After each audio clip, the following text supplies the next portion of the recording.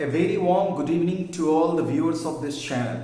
I am Nitesh Kumar and I am going to tell you more about the close test. I hope by the end of this lecture you will definitely feel satisfied in terms of hunger for knowing about close test. यानी आज मैं आपको cloze test के संदर्भ में बहुत कुछ बताने वाला हूं। क्लोज टेस्ट जैसे ही विद्यार्थियों का सामना इस सेक्शन से होता है तो विद्यार्थी बहुत परेशान हो जाते हैं और परेशान होने वाले सिर्फ कॉम्पिटिटिव स्टूडेंट्स ही नहीं बल्कि एकेडमिक स्टूडेंट्स भी बहुत हद तक परेशान होते हैं। आखिर ऐसी परेशानी क्यों है? It is very important to know why students face so much difficulty at the time of attempting close test. Actually, they find it as an unpleasant encounter with grammar. लेकिन ऐसी कोई बात नहीं है। अगर आप क्लोज टेस्ट पढ़ रहे हैं या फिर उसे आपको अटेम्प्ट करना है तो निश्चिंत हो। जब भी इस से आपका सामना हो आप थोड़ा इत्मीनान हो जाएं। Try to get an overview of the given text. जैसे यहां पर जो कुछ दिया गया है उसे आप समझने की कोशिश करें। हमने जो पैसेज लिया है क्लोज टेस्ट को पूरा करने के लिए वो दरअसल इंटरव्यू से संबंधित है। जैसे ही आप इसकी कुछ लाइनें पढ़ेंगे शुरू से अंत तक जब आप पढ़ोगे तो आपको समझ में आ जाएगा कि ये आखिर है किस पर। The whole of must be based on certain things. निश्चित रूप से ये किस पर बेस्ड है वो आपको पहले जज कर लेना है। आप देख रहे होंगे इस क्लोज टेस्ट में इंटरव्यूज को लेकर के चर्चा हुई है। इंटरव्यूज हमारे लिए बहुत ही महत्वपूर्ण है। इंटरव्यूज ऐसी चीज है जिसका सामना हर किसी को अपने जीवन में करना ही पड़ता है, चाहे वो कुछ भी कर ले। बहुत सारे लोग हैं जो अपने दैनिक जीवन में इंटरव्यू को फेस करते रहते हैं, एक्सपीरियंसेस को गेन करते रहते हैं। यानी उनका जो इंटरेक्शन होता है लोगों से उससे वो बहुत कुछ सीख जाते हैं कि जब मुझसे इस संदर्भ में प्रश्न पूछा जाएगा तो मेरा उत्तर क्या होगा। इन्हीं सब बातों को लेकर के ये पूरा टेक्स्ट यहां पर लिखा गया है कि इंटरव्यूज बहुत महत्वपूर्ण होते हैं। हर किसी के जीवन में ऐसा समय जरूर आता है जब उसे इंटरव्यू में शामिल होना पड़ता है and he has to face a volley of questions raised by the interviewing board. तो जो सामने बैठे लोग होते हैं वो कई प्रकार के सवाल पूछते हैं और यूं कहें तो सवालों की बौछार हो जाती है और सामने वाला व्यक्ति थोड़ा भयभीत भी हो जाता है। दैनिक जीवन के अनुभवों से हमें बहुत कुछ सीखना होता है। इंटरव्यू के दौरान वो चीजें काम आती हैं। घबराएं नहीं, इसका पूरे कॉन्फिडेंस के साथ सामना करें और जितना आपके पास ज्ञान है उसके अनुरूप आप उत्तर दें। यही चीजें इसमें लिखी गई हैं। आगे आते हैं। जैसे यहां दिया हुआ है interviews are very important for all of us, यानी सबके लिए बहुत महत्वपूर्ण है। अगर आप क्लोज टेस्ट अटेम्प्ट कर रहे हैं तो मैंने बताया कि आपको ओवरव्यू लेना होगा, आपको थोड़ा पढ़ना होगा। ठीक है, पढ़ने के पश्चात आप टेक्स्ट समझ जाओगे। उसके बाद आपके लिए क्वेश्चंस अटेम्प्ट करना बिल्कुल मुश्किल नहीं होगा। एक चीज बता दूं, कोई भी व्यक्ति अगर ये सोचता है कि मेरे लिए ये क्वेश्चंस को अटेम्प्ट करना या फिर सही रूप में इंग्लिश लिखना या फिर हिंदी लिखना बहुत मुश्किल हो रहा तो इसके लिए जिम्मेदार वो खुद है। ठीक है, the person should consider this question with utmost seriousness that he is the sole person who is responsible for his degradation. कहने का मतलब है अगर आपको अंग्रेजी में या फिर हिंदी में सही सही वाक्य लिखने नहीं आते तो इसमें दोष आपका है। इंप्रूवमेंट के लिए क्या करना चाहिए? What steps should be taken on your part to improve your English? देखिए आपको करना कुछ नहीं है, आप पढ़िए, सिर्फ पढ़िए। हो सकता है भाव समझने में आपको दिक्कत आ रही हो, आप पढ़ें, जितना हो सके आप पढ़ें। इसका ख्याल रखें कि जब मैं पढ़ रहा हूं तो इस शब्द के पहले और बाद में क्या आ रहा है, कम से कम उस सीरीज का ख्याल रखें जो आपको लिखने और बोलने के क्रम में बहुत काम आएगी।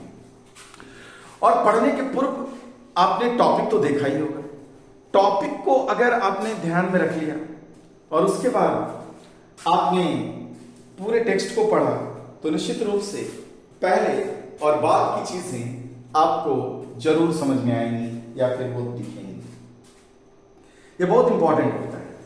आप आगे बढ़ने के बारे में सोच रहे हो, बहुत अच्छी बात है, लेकिन आप पूर्व की चीजों को नजरअंदाज नहीं कर सकते। ठीक है, you can't lose sight of what happened to you actually in the previous months और अ फ्यू इयर्स अगो। ये चीजें आपको सिखाते हैं, आप उससे एक्सपीरियंस गेन करते हो और आपको आगे बढ़ने में मदद मिलती है। ठीक है, तो पूर्व की चीजों को आप भूल नहीं सकते, पूर्व की चीजों का ध्यान रखना बहुत जरूरी होता है। इसीलिए यहां पर भी आपको टेक्स्ट में पूर्व की बातें और फिर आगे क्या आ रहा है वो आपको ध्यान रखना है। अगर आप शब्द के पहले और बाद की चीजों का ध्यान रखे हो तो गुंजाइश नहीं है कि आपसे गलती हो। ठीक है, actually there doesn't stand any chance of yours making any mistake anywhere down the line. आप कभी गलत नहीं करेंगे, कभी आपसे गलती नहीं होगी। यहां पर इंटरव्यूज को लेकर के सारी चीजें लिखी गई हैं। ठीक, और पहले पंक्ति में बताया गया कि इंटरव्यूज बहुत महत्वपूर्ण है। जैसे ही आगे बढ़ रहे हैं, we must face interviews with confidence, यानी पूरे आत्मविश्वास के साथ हमें इंटरव्यू का सामना करना चाहिए।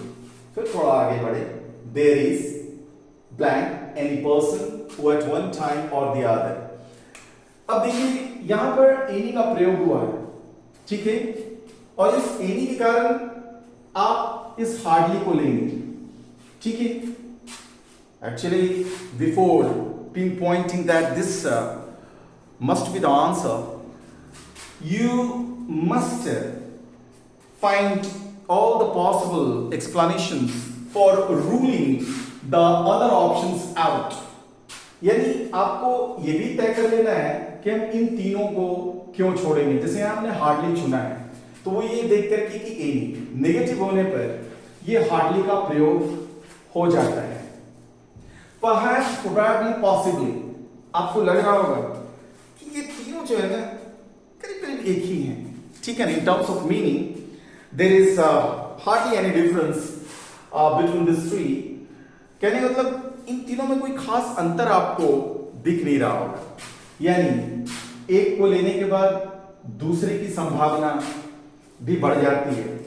तीनों एक ही प्रकार के हैं, इसलिए ना ये होगा, न ये होगा, न ये होगा। Perhaps, शायद, probably, शायद का ही अर्थ आता है। ठीक है, इसकी संभावना है, possibly, संभावना को व्यक्त करता है। तो all these three relate to the same meaning. So we can't choose any one of them. नहीं चुन सकते, अंततः यही बचता है।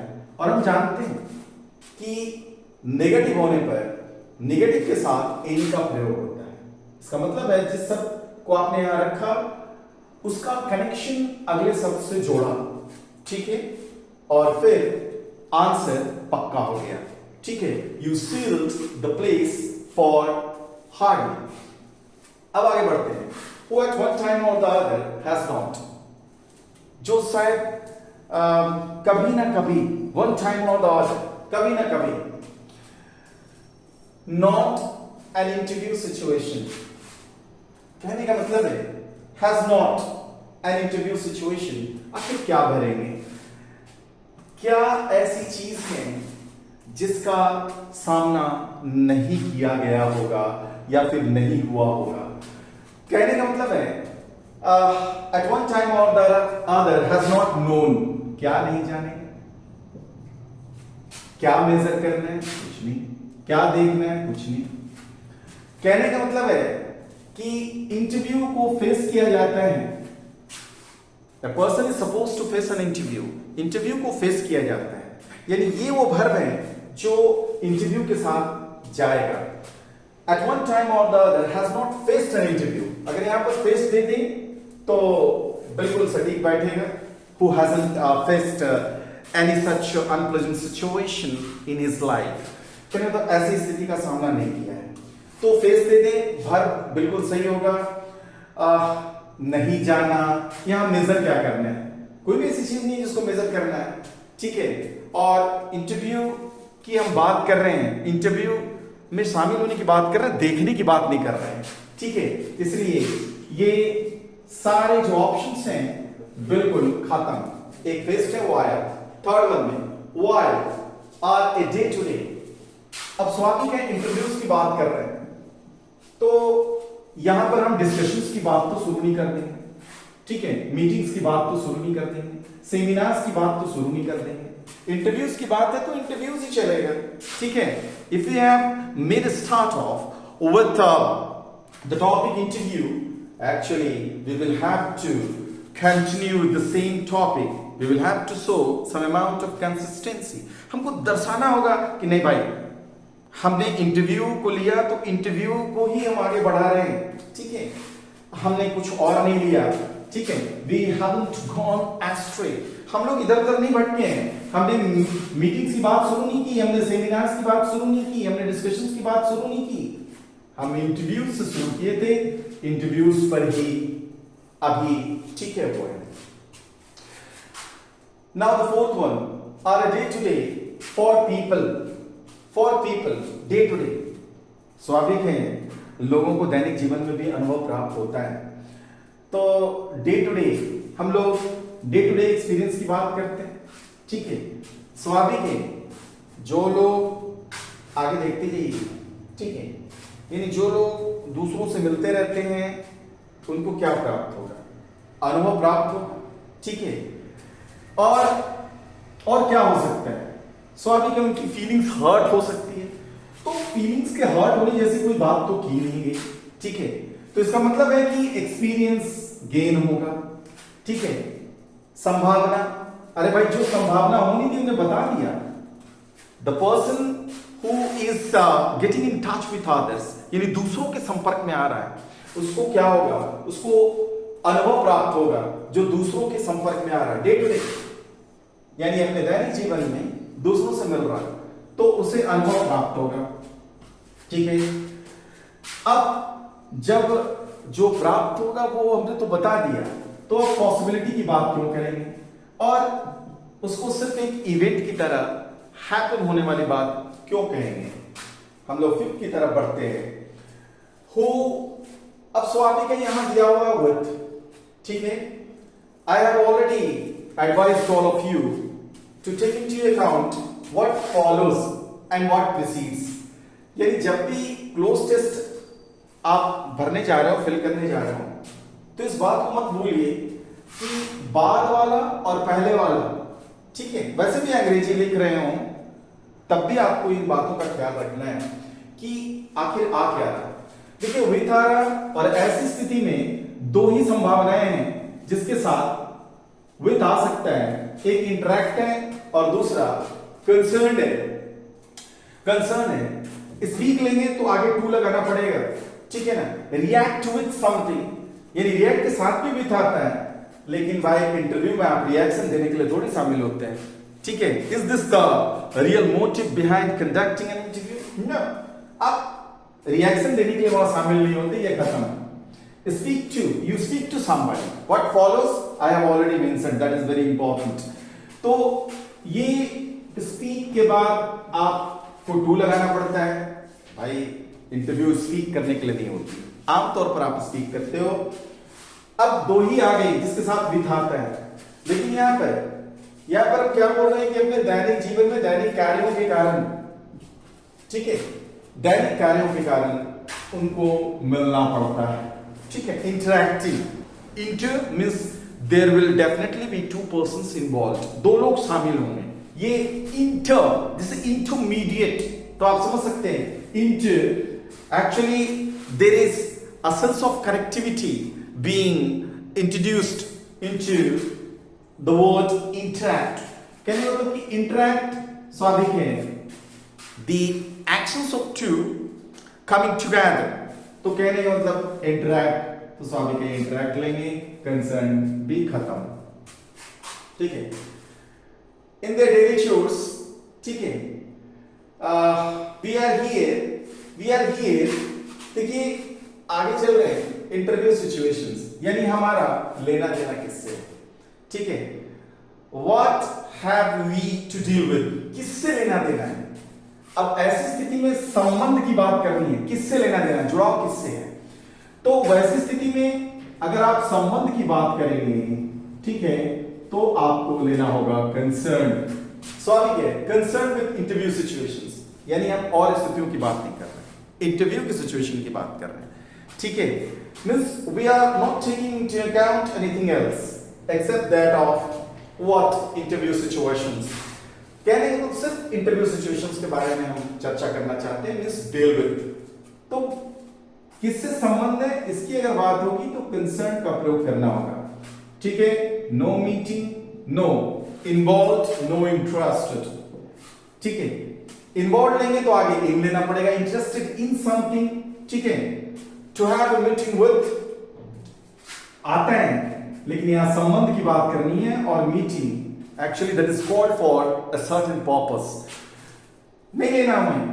इन्वॉल्व के बाद आगे इन जाएंगे, इंटरेस्टेड के बाद इन जाएंगे। मीटिंग एक विशेष उद्देश्य के लिए बुलाई जाती है, लेकिन इंटरव्यू किसी व्यक्ति की पूरी पर्सनालिटी के इवैल्यूएशन के लिए बुलाई जाती है, ठीक है ना, कि आप आए थोड़ा हम देख लें आप कैसे हो, आप बोलते कैसे हो, आपका एटीट्यूड क्या है, आपका दृष्टिकोण क्या है, ये सब जानने के लिए।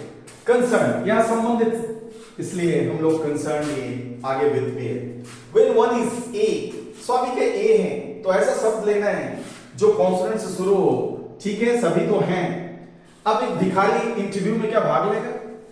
Do you expect a beggar to participate in an interview? Means he will be called for an interview? Actually it is something absurd. Okay, it should be dismissed. भिखारी क्यों जाएगा? एक आम व्यक्ति को इंटरव्यू से क्या लेना देना, ठीक है, he has nothing to do with an interview. एक स्टूडेंट वो तो अभी पढ़ ही रहा है, he is pursuing his studies, तो कहने का मतलब वो तो अभी पढ़ ही रहा, तो ये भी खत्म, एक कैंडिडेट बन गया। जब भी कोई जॉब के लिए जाता है, अप्लाई करता है, तो वो एक उम्मीदवार बन जाता है, ठीक है, candidate, and he puts his candidature before the concerned authorities. तो कैंडिडेट वो एक कह सकते हैं एक उम्मीदवार के रूप में अपनी अर्जी देता है, तो वो एक कैंडिडेट होगा, एस्पायरिंग कैंडिडेट। स्वाभाविक है, इनकी चाहत है, ठीक है, इनकी चाहत है। Actually they can not suppress their desires, उनकी चाहत है, और उस चाहत को वो दबा नहीं सकते, मिटा नहीं सकते। तो स्वाभाविक है, यहां पर आप कैंडिडेट भर दोगे, हो जाएगा। अगले में आते हैं एंड, देखिए सभी तो ई से शुरू हैं, लेकिन एक कैंडिडेट ढूंढेगा क्या? जॉब नहीं है, तो यहां पर एम्प्लॉयमेंट है। Actually you will have to keep looking for clues, ठीक है, देखते रहना पड़ेगा। और ये भी देखिए कि बाद वाला शब्द क्या है, पहले क्या है, बीच में क्या रख सकते हैं। कंटेक्स्ट तो आपको समझ में आ ही गया, इंटरव्यू पर है, स्वाभाविक है इंटरव्यू एम्प्लॉयमेंट के लिए होती है। एंड भी यहां लगा हुआ है, एस्टिमेशन खत्म, एस्टैब्लिशमेंट, ठीक है, खत्म, एलिवेशन, ठीक है, एलिवेशन आपने एंगल ऑफ एलिवेशन के बारे में पढ़ा होगा मैथमेटिक्स में, और एंगल ऑफ डिप्रेशन के बारे में पढ़ा होगा। Very, now the ninth one, ठीक है, not very happen in one's life. देखिए भाई, क्या आपको लगता है कि इंटरव्यू रोज रोज होता है? ठीक है, इंटरव्यू रोज रोज नहीं होता, तो हमें वैसा सब चुनना है जिससे हो जाए कि ये प्राय नहीं होता। There is nothing like a sense of regularity involved in it, ऐसा कुछ नहीं। तो अगर हम रेगुलरिटी की बात करेंगे तो वो फ्रीक्वेंट शब्द है, यानी ये रोज रोज नहीं होता, ठीक है। It is not a kind of ritual. ऐसा नहीं है कि इसको करना ही है, एक समय के बाद इसमें सभी को भाग लेना, ऐसा कुछ नहीं है, ठीक है। तो क्या फ्रीक्वेंट नहीं है, तो स्वाभाविक है इंटरव्यूज फ्रीक्वेंट। फिर वही सब सिचुएशंस से क्या मतलब है, इंटरव्यूज ये फ्रीक्वेंट नहीं है, इसलिए हैप्पी कॉन्सिक्वेंट यानी परिणाम के लिए लोग प्रयोग करते हैं, ठीक है ना। इंपॉर्टेंट महत्वपूर्ण, ठीक है, इंटरव्यू इंपॉर्टेंट है, लेकिन यहां पर हम लोग इंपॉर्टेंस की बात नहीं कर रहे। सच सिचुएशंस ऐसे means we are talking about the occurrence of such situations, okay, such situations taking place. तो यहां पर ये फ्रीक्वेंट नहीं है, ये प्राय नहीं होता। तो आप फ्रीक्वेंट को लेंगे, हैप्पी खत्म, कंसिक्वेंट खत्म, इंपॉर्टेंट खत्म। Or when the candidate likes to come on top of the situation, कहने का मतलब ऐसी स्थितियों में जब कोई भाग लेता तो वो चाहता है कि वो सबसे ऊपर रहे ताकि उसका सिलेक्शन हो जाए, ठीक है। He wants to emerge victorious after taking part in an interview, चाहता है कि वो विजेता की तरह निकले, उसके चेहरे पर मुस्कान हो, ठीक है। A wide smile should play all over his face, तो वो ये चाहता है, इसीलिए come on the top of the situation कहने का मतलब वो he wants to emerge as a victorious commander, वो विजेता बनना चाहता है, ठीक है। अब स्वाभाविक है ये कोई आम अवसर नहीं होता। जब आप विजेता बनना चाहते हैं तो उसके लिए अवसर होने चाहिए, ऑकेजन्स होने चाहिए, उसके लिए मिनट्स नहीं होने चाहिए, आवर्स नहीं होने चाहिए, टाइम्स नहीं होने चाहिए, ठीक है। So I have told you the way of attempting such questions, यानी कैसे करें, तो तरीका, उसके पूर्व आने वाले सब बाद आने वाले शब्दों का ध्यान रखें। अगर आपको कुछ नहीं समझ में आता है, आप न्यूज़पेपर पढ़ें, ठीक है, उसके आर्टिकल्स पढ़ें। भाव नहीं समझ में आता है, actually you shouldn't take that quite seriously, आप उसको बहुत ज्यादा गंभीरता से ना लें, बस पढ़ते रहिए। कम से कम शब्दों का ध्यान रखिए, शब्दों का चयन अगर सही सही हो गया तो आपकी समस्या खत्म हो जाएगी। और प्रयोग के लिए ऑक्सफोर्ड एडवांस लर्नर्स डिक्शनरी का प्रयोग करें, that is the best in this world, I should say. तो उसका प्रयोग करें, न्यूज़पेपर्स पढ़ें, पढ़ते पढ़ते ही आपको सारी चीजें समझ में आ जाएंगी। thereafter put all your ability to comprehend things to test, एकदम जितना भी सीखे हैं बस एक बार बैठ करके बनाइए। कैसे आपको ऑप्शंस को हटाना है मैंने बताया, कॉन्टेक्स्ट को ध्यान में रखना है, और उसके बाद बस आपको शब्दों का चयन कर लेना है, ठीक है। So get yourself familiarized with more words, more sentences, more sequences। इतना सब कुछ कहने के बाद मैं आपसे जरूर गुजारिश करूंगा कि जितने भी लोगों ने अब तक देखा कम से कम लाइक करें, बेल आइकन दबाएं, और ताकि अगले वीडियोस के लिए आपको नोटिफिकेशन मिल सके। जय हिंद।